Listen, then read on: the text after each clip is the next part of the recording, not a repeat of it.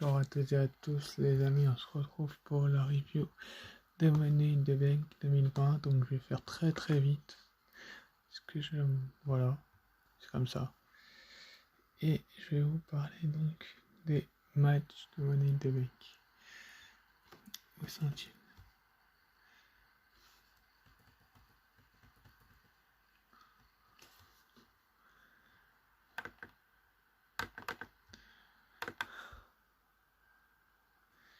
Je vais les retrouver.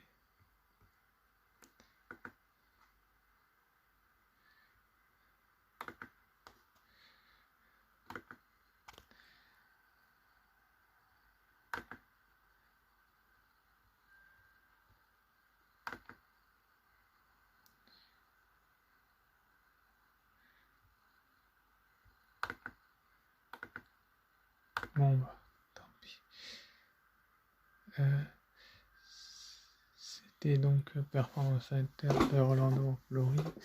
Et le premier match a opposé Seth Rollins, le New Day qui défendait leur titre contre la Lucha House Party, les Forgotten Sons et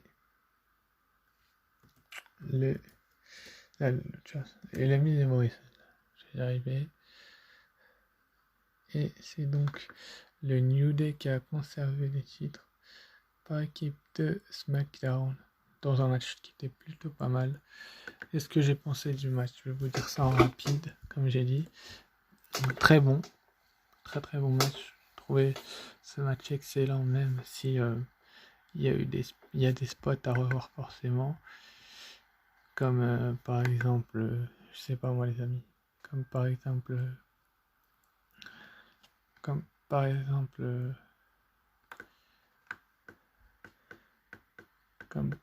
la fin du match où les Miz et Morrison n'étaient pas loin de gagner et finalement ils n'ont pas gagné, ce qui fait que les New Day a conservé. Enfin, ça paraissait logique que New Day conserve en fait, parce que vu que ça faisait 2 semaines qu'ils avaient gagné les titres, ils n'allaient pas leur faire perdre tout de suite. Mais voilà, le match était très bon. On a eu beaucoup d'excellents spots dans ce match et c'était fantastique. On avait quand même le Starship Pain sur Biggie et la Lucha House Party qui a empêché le Miz et Morrison de reprendre les titres. Puis les Forgotten Dorado et Metallic qui ont fait un peu drop sur Biggie, mais le compte a été brisé. C'est Kofi qui a fait un Trouble in Paradise à Dorado et Biggie invité à Metallic pour que le New Day conserve les titres. Donc c'était très cool que le New Day ait conservé les titres, mais après c'est à voir par la suite ce qu'il faut aller en faire, et je vous en parlerai avec mon logiciel Filmora un petit peu plus tard en détail. Et puis si vous voulez plus de détails sur les résultats, je vous en donnerai lors de la review Euro, même si je pense pas, j'essaye de faire ça la vite fait.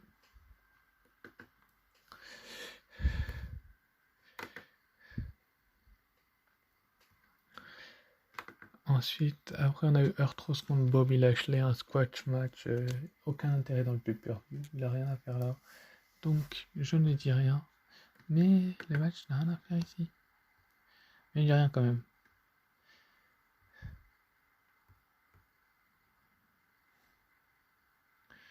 Je dis rien tout de même.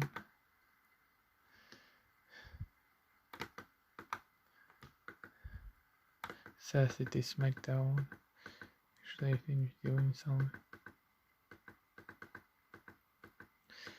Ensuite on a eu Bayley qui a défendu son titre contre Tamina Snuka. Et c'est Bayley qui a gagné, qui a conservé son titre. Donc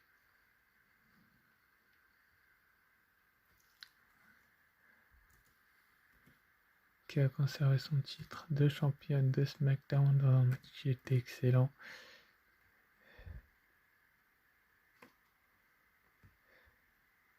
Qui était excellent, comme je suis en train de vous expliquer. Même s'il y a eu une petite intervention de Sasha Banks, il fallait forcément qu'il y en ait une. Sinon, le match n'avait pas d'intérêt d'être là. Donc Sasha Banks est intervenu et Sasha Banks a fait gagner Bayley. Malheureusement pour vous les fans, Bayley ne perdra pas son titre tout de suite.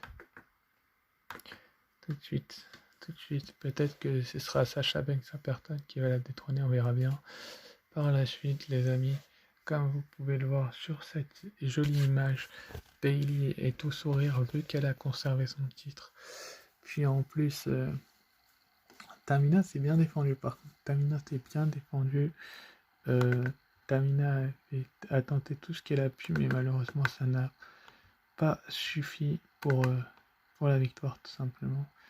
C'est vraiment dommage qu'il gâche un talent comme Tamina, quoi. Je trouve ça dommage. Personnellement, je trouve ça très très dommage qu'il gâche un talent comme Tamina, comme je suis en train de vous dire, parce que pour moi, Tamina est une catcheuse qui ne devrait pas être gâchée, pardon, et qui l'est. Pourtant, tout de même, elle ne devrait pas être gâchée. Elle l'a battue avec comment t'appelles ça? Un backslide. Donc un petit paquet, une espèce de paquet en contrant le Samoan drop. Et Sasha Banks lui a mis un super kick pour sauver Bayley ensuite. C'est parce que Tamina voulait lui mettre un Samoan drop. On verra bien là où ça va nous mener dans les prochaines semaines, dans les prochains SmackDown. Mais Bayley, en tout cas, est toujours championne de SmackDown et son règne est vraiment fatigant, si vous voyez ce que je veux dire. Ensuite, après, on a eu Bray Wyatt contre Braun Strowman. Ce que j'ai pensé de ce match, d'ailleurs, les matchs précédents, le Bayley Tamina, je le mets en positif parce que j'avais pronostiqué Bayley. Pareil pour le New Day, et je retrouve ce Bobby Lashley en négatif, bien évidemment, il n'a rien à faire là, comme j'ai dit. Puis, on a eu le Braun Strowman Bray Wyatt. Braun Strowman a conservé son titre. Vous allez m'expliquer pourquoi vous faites durer le règne de Braun Strowman alors que le mec n'a pas de charisme. Il se dégage d'une Sister Abigail, je ne sais pas pourquoi, je ne sais pas comment. Il l'a fait, d'un chokeslam, etc. Mais ils se sont fait un câlin. Mais Strowman a piégé Wyatt en fait et lui a fait sa power slam pour le battre. Donc c'était très très malin de la part de Braun Strowman que de faire ça, de me faire sa running power slam, de faire semblant de le rejoindre pour le battre. Et puis voilà quoi. C'était très plaisant à voir. Très très très plaisant à voir les amis. Et j'espère que la feud va continuer parce que Braun Strowman, Bray Wyatt, ou Bray Wyatt, Braun Strowman, comme vous préférez, dans le sens que vous voulez, c'était excellent tout simplement. Et j'ai beaucoup aimé le jeu des marionnettes, le jeu des prises, etc. Strowman qui était en difficulté tout de même. J'ai beaucoup aimé et j'attends de voir la suite là aussi. Et du coup, je vais m'en neutre. Ensuite, on a eu Drew McIntyre qui a battu Seth Rollins, qui a conservé donc son titre de champion du monde. C'était assez prévisible. Il n'allait pas lui mettre le titre pour lui faire perdre ensuite, par la suite à Money in the Bank. C'était assez logique que McIntyre gagne encore une fois. Il s'est dégagé d'un stomp, c'est quand même énorme de se dégager d'un stomp. Et puis il a gagné avec sa Claymore Kick, comme vous pouvez le voir sur cette image.